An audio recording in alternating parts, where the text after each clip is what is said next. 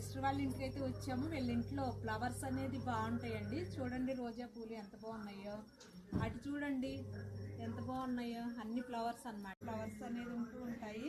చూడండి బంతి పూలు కలర్స్, పసుపు కలరు, ఇది ఏం కలరు, గోల్డ్ స్పాట్ కలరు, రోజా పూలు, వైట్ రోజా, మందారం పూలు అన్నీ కూడా. ఇది బంగాళ బంతి పువ్వు అంటారండి. బంగాళ బంతి పువ్వు అంటారు కలర్స్. అవన్నీ కూడా మొక్కలేనండి, ఫ్లవర్స్ మొక్కలు అవన్నీ కూడా.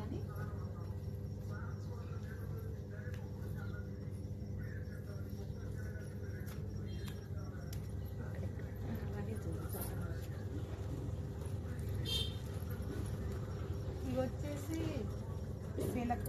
చిలకగోరింట పూలండి. ఇవి ఇలాగుంటాయి అన్నమాట. ఇవన్నీ కూడా అవే.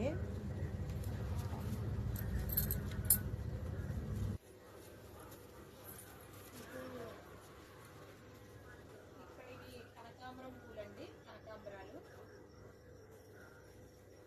ఇవి వచ్చేసి బంతి పూలండి, బంతి పూలు.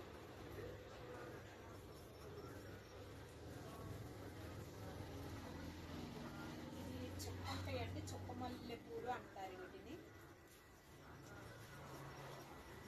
ఇవన్నీ కూడా పూలేనమాట. ఇవి నెచ్చి మల్లె పూలు అన్నమాట.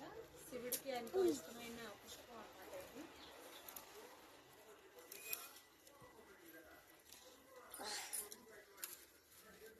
ఇదంతా కూడా తమలపాకుల చెట్లు అండి. చూడండి ఎంత బాగున్నాయో, మొత్తం తమలపాకులు సూపర్గా ఉన్నాయి. చూసారా తమలపాకు మొత్తం కూడా ఇలా పెంచుకుంటారు మా సిస్టర్ వాళ్ళు.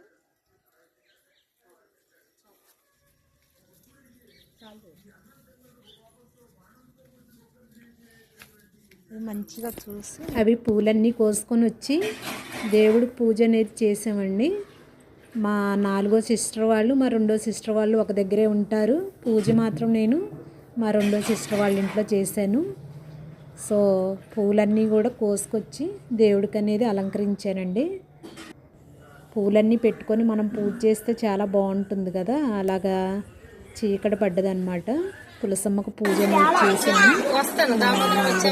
నేను ఇద్దరం కలిసి పూజ అనేది చేసామండి. బియ్యం పిండితో ప్రమిదలు చేసి.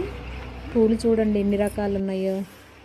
మొత్తం ఇన్ని రకాలతో పూజ చేస్తే అసలు ఎంత బాగుంటుందండి. ఎక్సలెంట్గా ఉంటుంది కదా. మా 4వ సిస్టర్ పూజ అనేది బాగా చేస్తారండి.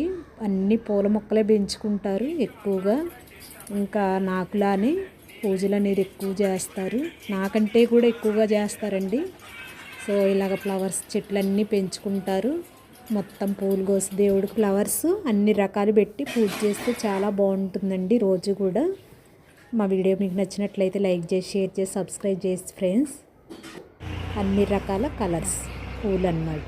సో బ్యూటిఫుల్ కదా ఫ్లవర్స్, చాలా బాగున్నాయండి. పూల మొక్కలు చూడండి అలాగా ఖాళీ స్థలం ఉంటే